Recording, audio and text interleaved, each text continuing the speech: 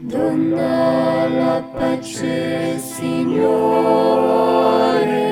Nouveau mercredi, nouvelle halte spi, bienvenue à toi, quel que soit le lieu où tu es, quel que soit le moment auquel tu regardes cette vidéo. Nous sommes à l'église Saint-Paul, on entend un peu d'orgue en fond, et nous allons commencer ce temps de halte spirituelle avec un chant de la chorale You'll See the Wind, chanté en décembre dernier à l'église Saint-Paul.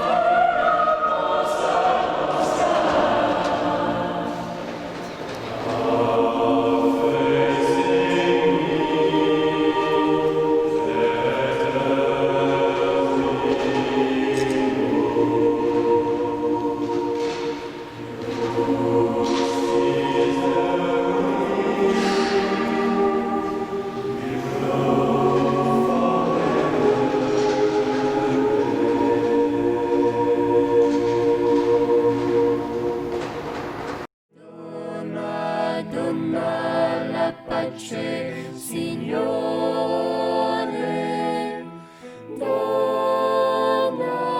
Venons de voir s'afficher à nouveau ces deux versets de la lettre aux Galates, ces versets qui nous parlent des fruits de l'esprit, et nous avons déjà vu l'amour, nous avons déjà vu la joie, et nous allons voir cette semaine la paix. Nous allons parler de paix à travers différents versets. Il y en a beaucoup des versets qui parlent de paix dans la Bible, et je vais en présenter maintenant quelques-uns.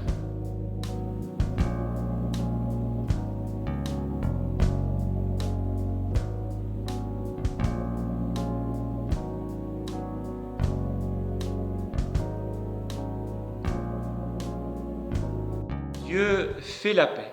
Cette volonté de paix de Dieu, nous la connaissons quand il nous est révélé à travers le Christ. Et c'est d'ailleurs à travers le Christ que nous lisons les Écritures, que nous lisons ces versets, par exemple ceux qui se sont affichés, que nous lisons l'ensemble des Écritures qui, elles, contiennent toute la violence dont les hommes sont capables. Dieu a choisi de vivre en paix avec les hommes. C'est le message dont le Christ est porteur, le message de la réconciliation, le message qui est en particulier adressé à toutes les personnes qui sont fâchées avec Dieu, qui sont révoltées contre lui, ou bien qui se pensaient être très loin de lui. Dieu veut faire la paix avec toutes ces personnes-là. Dieu veut faire la paix avec nous. Et cette paix de Dieu n'est pas une absence de combat, ce n'est pas un armistice, mais c'est une situation de plénitude. C'est comme cela que la Bible en parle quand elle évoque le shalom divin, la paix de Dieu.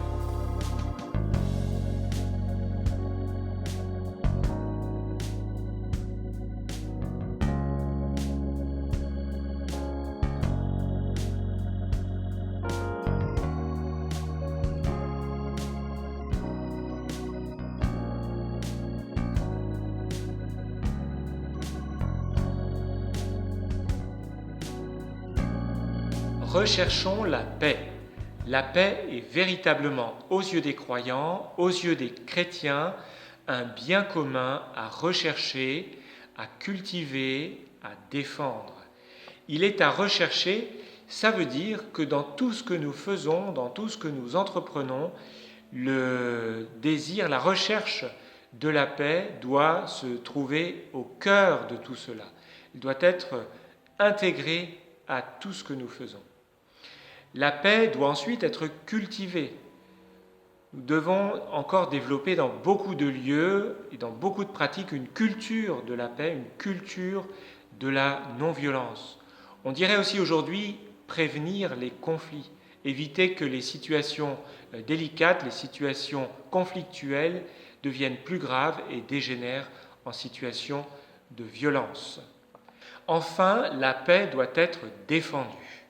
L'Organisation des Nations Unies a mis en place les soldats de la paix, les casques bleus. Ils sont armés. Dans beaucoup de situations, ils n'ont pas le droit de tirer, mais ils sont présents et s'interposent. La paix n'est pas une situation de neutralité. Elle demande un engagement total, un engagement entier sur le plan collectif, mais aussi sur le plan individuel, et elle relève véritablement d'un combat.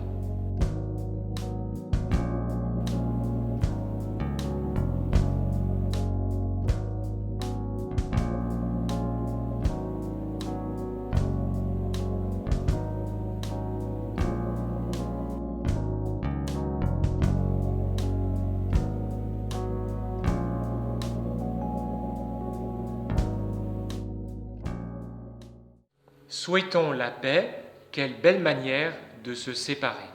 Et de se séparer d'avec des personnes que l'on apprécie et qui nous apprécient en retour, mais aussi pour être vraiment à la suite du Christ, le faire avec des personnes avec lesquelles nous sommes peut-être en conflit, avec lesquelles nous sommes fâchés, des personnes pour lesquelles nous n'avons pas de grand plaisir à leur souhaiter la paix, mais le faire, leur adresser cette parole de bénédiction, le faire quand même et inviter Dieu du même coup à entrer dans cette relation difficile pour que ce soit lui le premier artisan d'une paix nouvelle entre nous.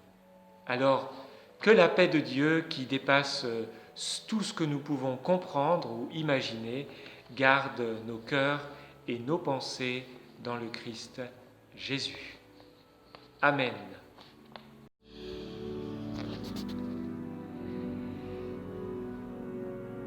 Seigneur Jésus, tu nous promets ta paix en tout temps et de toute manière. Tu connais si bien nos troubles, les questions qui nous agitent, les conflits qui rendent nos vies parfois très difficiles, les histoires non résolues, les sentiments contradictoires qui nous habitent. Seigneur, tu connais tout cela. Tu les connais parce que tu les as vécus, tu les as traversés et tu as inondé toutes ces zones sombres de la personnalité humaine.